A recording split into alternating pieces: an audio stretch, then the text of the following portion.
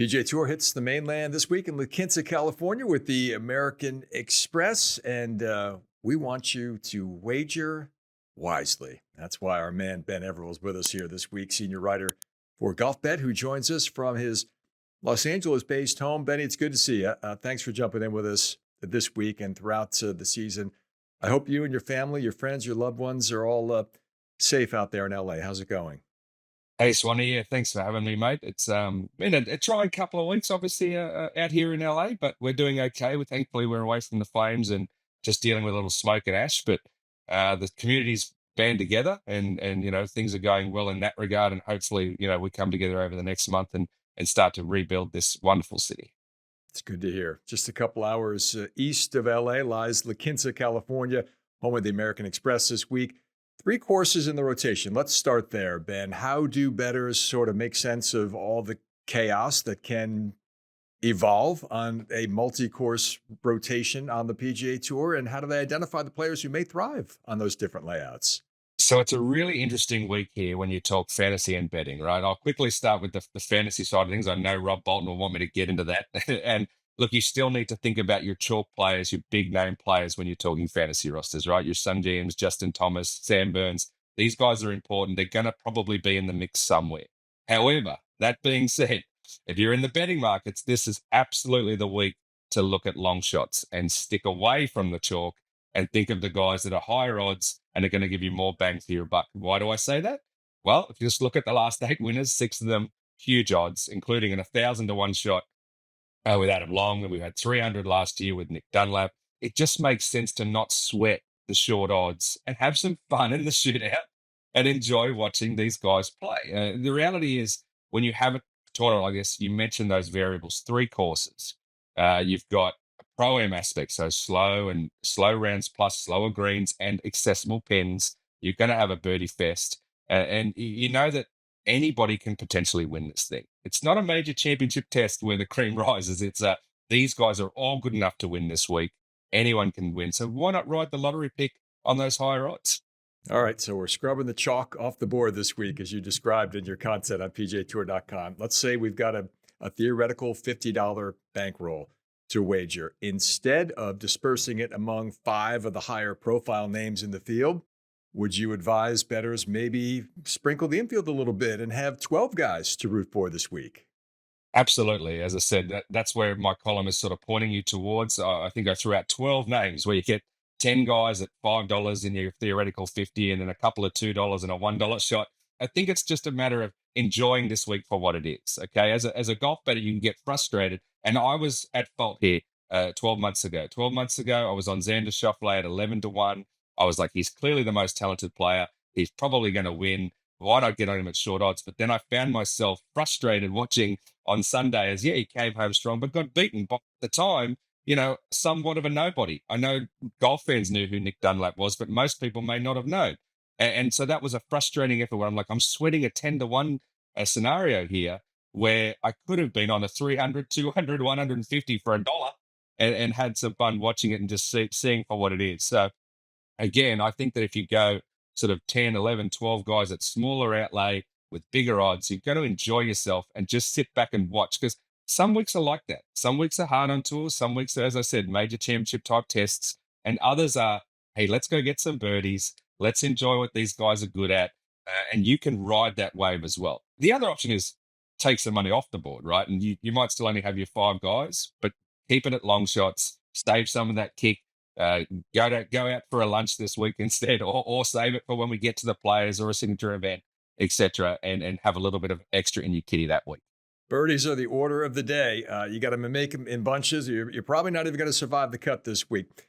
Adam Hadwin is a guy that comes to mind, Benny, who understands the recipe of how to do that at this tournament. He was, of course, one of the players who broke 60 on the PGA Tour at this event back in 2017.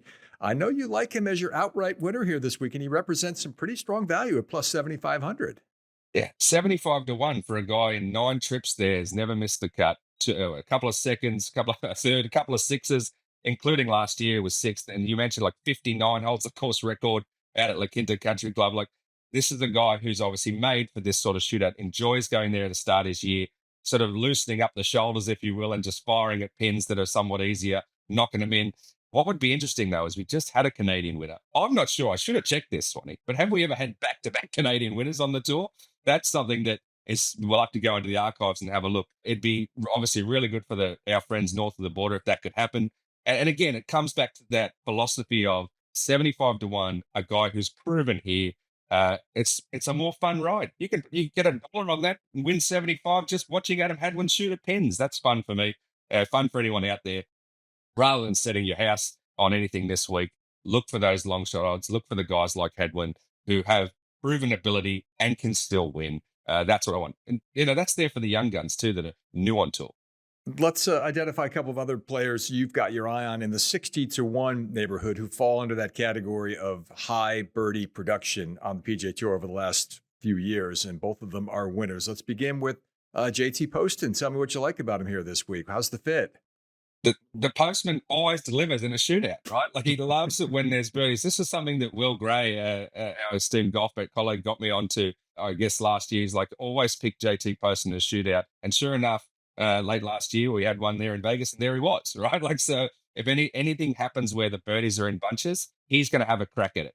And he's slightly under the radar, which is weird this week because he's had a couple of good finishes here his last two starts. I think 6th and 11th, his last two starts there. So again, you're getting 60 to 1 or somewhere around that range for someone who is not afraid to take aim, not afraid to have fun out there, make the eagles and birdies and enjoy himself. Yes, Justin Thomas loves birdies and loves eagles and can make them. 12 to 1, 60 to 1. You tell me what's more fun this week. Tom Hoge's an interesting character Yes. on the PGA Tour because I think he's easily overlooked, Ben, because, and I mean this as a compliment, but nothing that he does stands out. He just kind of does everything well. And I think bettors kind of overlook guys like that. But if you can identify guys like that, you're going to find value. And that's why Hoge's 61 this week.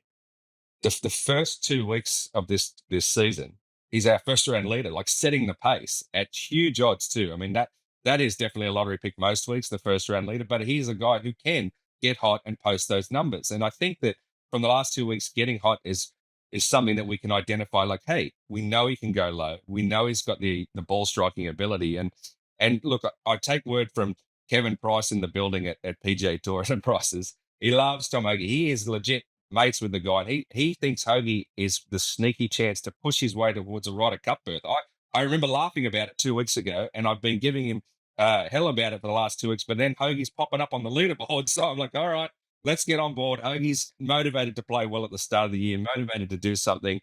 And again, I keep harping on it, but he's in that sweet spot of the odds. Guy who can make it. He's a guy who was won on tour before when he had to go low. Let's have a look at those guys this week. As we dip into the top 10 market, I love the name Christian Bezuidenhout, and you identified him as well. Remember, he made more money, prize money, than anyone in the field last year, of course, because Nick Dunlap had not turned professional yet, so he couldn't accept the check. So it was a runner-up finish, a big paycheck for the South African. Typically, you don't get plus 550 value for a player of this quality, Ben, in the top 10 market, do you? 100%. And I spoke of my frustration a year ago when Xander didn't win as I had him as my outright. Well, I also had as my long shot pick last year, Seabass Cristiano Bezuidenhout. And I was like, are you kidding me? This amateur guy is going to beat both of these guys. And that's sure enough what happened. So I'm running it back. I'm having another crack. And I think that, as I said, it's the last 2 times he's played there, he's been in the mix. If his putter gets hot, he's one of the best to make those birdies in bunches, as we spoke about. Again, there's a little theme here. I don't know why it happens. It might be a confidence thing because, I mean, Nick Taylor didn't even play on the President's Cup last year, but President's Cup international eligible players out of a President's Cup start seasons really well. It happened after the 19, the early 2020. It happened after Quahola as well with winners like Tom Kim. It just seems to happen. So we've had Hideki, we've had Nick Taylor. Seabass is another international player I've got my eye on.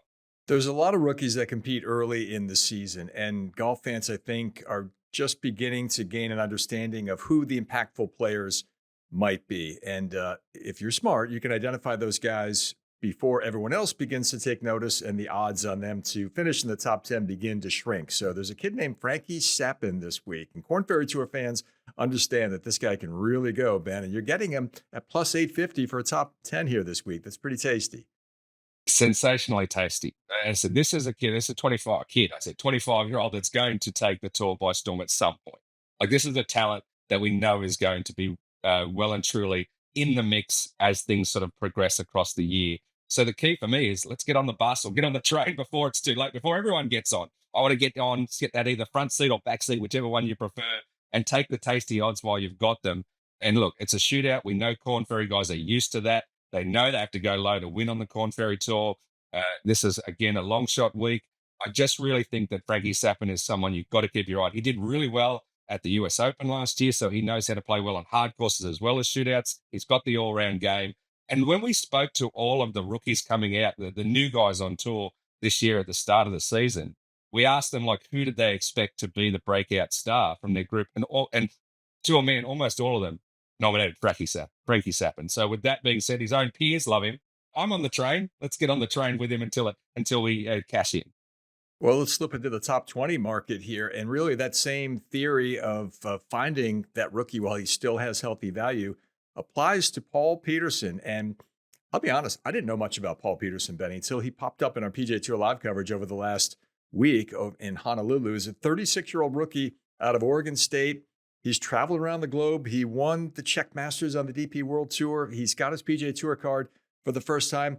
He was very much in the mix for a few days. He hung around there at Waialae last week at the Sony Open, and you're catching him at plus 500 for a top 20 here this week. That's pretty good. Yeah, I knew next to nothing about him as well, to be fair. But when the results start to speak for themselves, I'm like, okay, this is someone I got to keep my eye on. And it's early in the season, but we did some research too from last year. We found that almost like over 80% of winners on the PGA Tour last year had a top 20 finish in the 3 starts prior to winning. So there was definitely something to do with form on the board. So it's early this season to suggest form, but I still think that people that played well at the Sony Open in Waialae will be on your radar this week. He's a bit of a journeyman. He's 4 starts on the PGA Tour in a decade, but made the cut in all of them. And that to me stood up and I thought, hang on a minute, when he gets there, not afraid.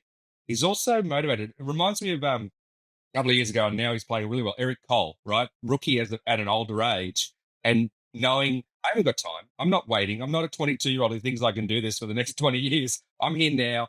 I feel like the results there, as I said, he also had a top finish in Asia late last year. He looks good. He looked the goods from what we saw on PGA Tour Live last week. I'm going to ride the train while it's a little hot. Your top 40 selection is so fascinating this week. In fact, Matteo Manassero is going to be part of this very podcast because at 31 years of age, Ben, boy, he has lived a long golfing life. He has been a prodigy since he was a teenager and won on the European Tour as a teenager, lost his way, lost his confidence, quit the game for a short spell, has regained the confidence and restored his self-belief. And through the DP World Tour eligibility list, he's got his PGA Tour card for the first time. And you can catch Manassero at plus 230 just for a top 40 this week to make the cut and finish in the top 40. I still get trapped in the old journalism days of rooting for the story, right? And this is one of those scenarios. Such a great scenario, such a great storyline. And I'm glad you're getting to speak to him. I think that'll be a fascinating listen. Matteo, as you said, look, this was the kid who was the youngest ever to win on the DP World Tour at the time. At the time, he was also the youngest to make a Masters cut. I think, the multiple things he did as a very young, brash Italian superstar. Everybody loved him. He was just someone that you had to be on, remembering from early in my career as well. Just loved the young bloke. And then, just went off the map for a while, right? Had to go all the way back to the Challenge Tour, wins twice there to get back, then makes it to the PGA Tour this year. Such a feel-good story. And only 31? Like you would think, it feels like he should be 45, that he's been in golf that long. And he's gone through enough that a 50-year-old's had to go through as well. He's done all that grinded. And to me, that perspective is probably, again, something where we're going to see good odds for a while. He might take a while to find his feet. He might not necessarily get that top 40, but it's certainly attainable this week for him if he has that great frame of mind, if he's out there, look, let's see what we can do. Let's enjoy ourselves. And don't forget the start of last season. Those DP World Tour guys, they did pretty well at the start of the season. They got some wins on the board and they had some top finishes. I'm looking for something similar this year. Yeah, that's a good observation. Matthew Pavone comes to mind, a winner at Torrey Pines last year, where we're headed next week for the Farmers. But this week, it's the American Express. You can read all the terrific content Benny and the Bets on PGATour.com, and follow him on X at Ben Everill Golfbet. Enjoyed this, Ben. Thanks for the chat. Look forward to doing more of it this season. Yeah, looking forward to it, Swanee. That's it. Enjoy the week. It's a shootout. Just sit back, pick a few long shots, and have some fun.